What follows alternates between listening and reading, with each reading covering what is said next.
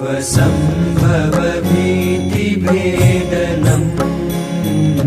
सुखसम्पत्करुणानिकेतनम्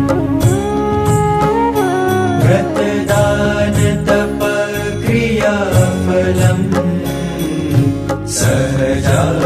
सहजानन्दगुरुं भजे सदा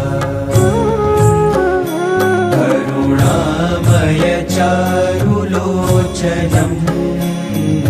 शरणायात जनार्तिमोचनम्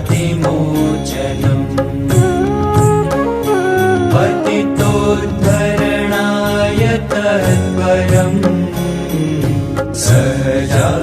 सहजानन्दगुरुं भजे सदा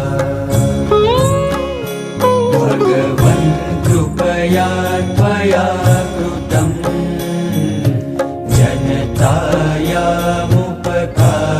जनतायामुपकारमीदृशम् क्षमते प्रतिक